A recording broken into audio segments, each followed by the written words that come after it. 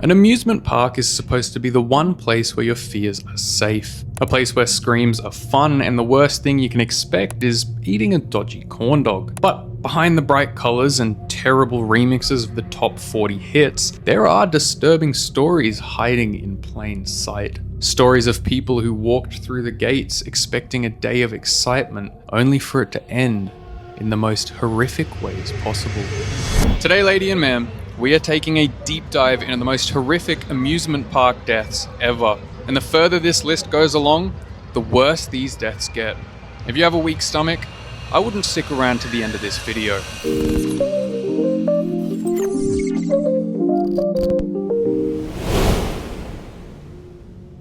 One of the most infamous theme park deaths took place at Six Flags Over Georgia in 2008. A 17-year-old named Asia LaShawn Ferguson was visiting the park with family and friends. He rode the Batman roller coaster, a suspended steel coaster where riders dangle beneath the track, their feet swinging free as the train races through loops and corkscrews. However, in this instance, it wasn't an accident on the ride that caused Asia's demise. After the ride ended, Asia realized he'd lost his hat, and instead of leaving it behind or asking park staff for help, he and another friend decided to jump a pair of fences clearly marked with "Do Not Enter" and "Danger Zone" signs. Surveillance footage shows Ferguson sprinting across the restricted area, directly into the coaster's path. This video, provided by Six Flags Over Georgia, shows the Batman roller coaster where a teenager lost his life. Authorities are looking into reports that the teen jumped 2 6-foot fences to get a hat he lost while riding the coaster. The teen was struck and killed while the coaster was in operation. It was going full speed. The 17-year-old was decapitated.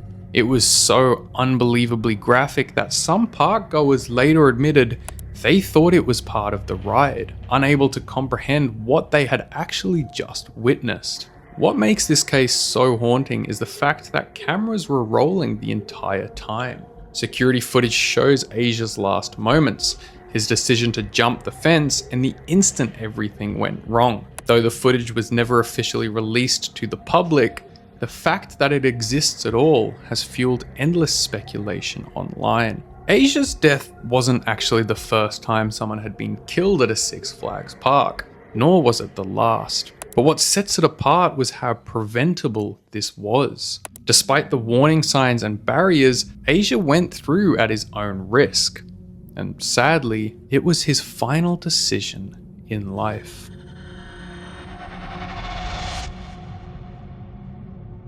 In March 2022, Orlando's Icon Park opened what it called the tallest freestanding drop tower in the world. The Orlando Freefall stood over 400 feet tall, which is higher than the Statue of Liberty, and it promised a plunge that gave riders the sensation of complete weightlessness. Videos of the ride quickly spread across TikTok and Instagram, where people posted clips of the massive tower shooting up before dropping back down at terrifying speeds. But it wasn't a viral stunt that made this ride infamous. It was the horrifying death of a 14-year-old boy named Tyree Sampson, and the fact that it was captured on video. 3 minutes now after the 6 o'clock hour, Fox 35 investigates some new cell phone video that shows the moments before a 14-year-old died after falling from a ride at Icon Park. Tyree was visiting Florida from Missouri with his family. He was known as a standout athlete, already being scouted by football teams at just 14 years old. Unfortunately, he was also too large for many of the rides at the park. When he boarded the free fall with his friends, the staff pulled the restraint down over his shoulders and it appeared to click into place. Cell phone footage recorded by bystanders shows the group laughing nervously as the ride slowly ascends, carrying them into the sky. And then, the drop. For most riders, the restraint system locks in and securely sits them in their seats, but in Tyree's case, it didn't. The footage shows the unthinkable, Tyree slipping out of his harness and falling more than 100 feet to the concrete below. The video circulated within hours. Unlike many other cases where security footage is locked away, Tyree's death was shared to millions on social media. It was impossible to look away. The fallout was immediate. Investigators found that Tyree's seat had been manually adjusted to allow for larger riders, a modification that prevented the safety sensors from detecting when the restraint wasn't fully locked. In other words, the ride operators knew he shouldn't have been allowed on, but instead of turning him away, they altered the ride itself, and that decision cost Tyree his life. The Orlando Freefall was permanently closed and dismantled less than a year later. Lawsuits were filed, politicians called for stricter regulations, and the ride's operator faced criminal charges, but the damage had already been done. Tyree's final moments are still floating around online. Cedar Point in Ohio calls itself the roller coaster capital of the world.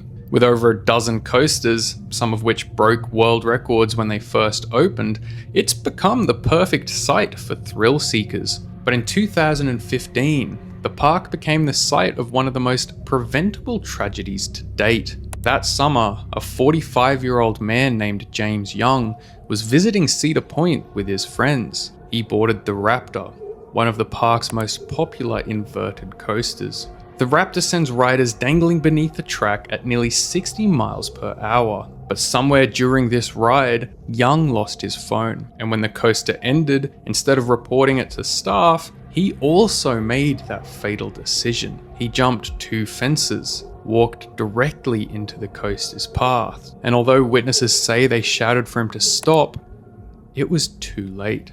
The Raptor struck him at full speed, killing him instantly. Just like at Six Flags, there's surveillance footage that shows the moment of impact, but it's been locked away, likely too graphic to ever be released. Breaking details now about a death late this afternoon at the Cedar Point Amusement Park in Sandusky. Police are saying tonight that a guest went into a restricted area at the Raptor roller coaster. The roller coaster hit the man, killing him.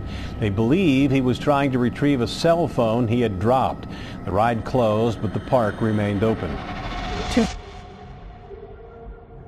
One of the deadliest theme park tragedies in US history happened at Six Flags Great Adventure in New Jersey on May 11, 1984.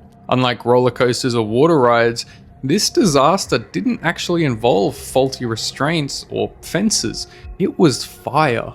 That evening, a haunted house attraction called the Haunted Castle was packed with teenagers walking through its narrow, winding halls. It was nothing crazy, just a standard cheap haunted house built from trailers with dark corridors and smoke effects meant to disorientate guests. But there was one fatal flaw. The attraction had absolutely no fire safety systems in place, most likely due to the heavy use of smoke machines. So, when a blaze broke out inside, it spread rapidly through the foam-filled walls and plastic decorations. 8 teenagers were trapped inside, unable to find an exit in the pitch-black, maze-like corridors. Completely trapped, they had no choice but to wait for their disturbing end. Their bodies were later found huddled together, overcome by smoke and flames. The haunted castle fire became infamous because there was no footage, only survivor accounts and police photographs of the aftermath.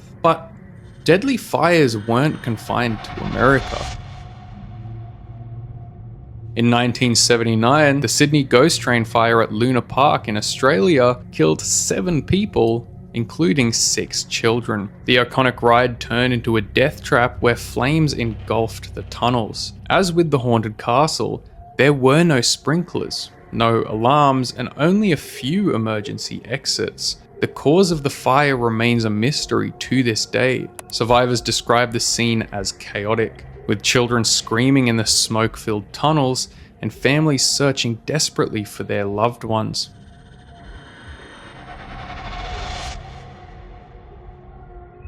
On October 25th, 2016, Australia's Dreamworld theme park experienced what would go down as the deadliest incident in its history. 4 people boarded the Thunder River Rapids ride, a whitewater rafting attraction that had been running for decades. To most guests, it seemed like one of the park's safest rides. There were no steep drops or upside down loops, just circular rafts floating through man-made rapids. But what happened next would permanently change Dreamworld's reputation.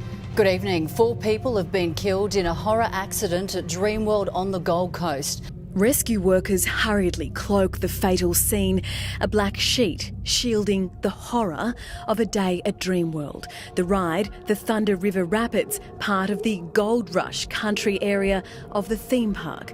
It's believed the raft collided with another boat, flipped, crushing those on board onto a moving conveyor belt, holding others under the water. Partway through the ride, one of the rafts became stranded on a conveyor belt near the end. Another raft carrying the 4 victims slammed into it, flipping it violently. The entire raft was pulled backwards into the conveyor system, trapping the riders against heavy machinery. 2 of the passengers were thrown clear, but the other 4 were pulled under the conveyor and crushed to death in front of onlookers. Dreamworld's CCTV cameras caught everything. The moment the raft flipped, the passengers struggling to free themselves, and the horror of those who realized there was nothing that they could do. The ride had a long history of malfunctions, and staff weren't properly trained on emergency protocols. In fact, the park admitted there was no automated safety system to detect when rafts collided or jammed. And honestly, Dreamworld never recovered. Attendance plummeted, and years later, the park still carries the stigma of being home to one of the most gruesome ride disasters ever recorded. I would know. I actually live like 20 minutes away. No one goes there. They go to Movie World across the road. That's heaps better. In 2014, Schlitterbahn Water Park unveiled the Verrückt, which translates to insane in German. It was the tallest water slide on Earth, towering at 168 feet, taller than Niagara Falls. Riders sat in rafts and plummeted down a near vertical drop at speeds up to 70 miles per hour before shooting up a second hill and sliding back down to finish. On paper, that looks fucking awesome, but in reality, it was way too dangerous to operate. On August 7th, 2016, 10-year-old Caleb Schwab boarded the ride. He was seated in the front of the raft, with 2 women placed behind him. As the raft plunged down to the main drop, it gained way too much speed, causing it to go airborne at the second hill. The raft flew upwards, slamming Caleb directly into the safety netting above the slide. The latest on the 10-year-old boy killed at a Kansas water park on what is known as the world's tallest water slide. That slide now closed as we learn new details about the tragedy, and investigators try to determine what went wrong. But here's where things get fucked up. The force was so extreme that Caleb was decapitated instantly. Witnesses claim to have seen his head rolling down to the end of the slide, completely removed from his body. The 2 women behind him survived but suffered severe injuries. Investigators later testified that the footage from before and after the accident was used as evidence in court. The ride had been rushed into operation for publicity without proper engineering oversight. Safety tests were minimal, and internal documents revealed that staff knew rafts frequently went airborne during the runs, but they kept operating anyway. The Verrückt was demolished shortly after, but not before the world was left asking how such a dangerous ride was ever allowed to exist. Like, share, comment, subscribe.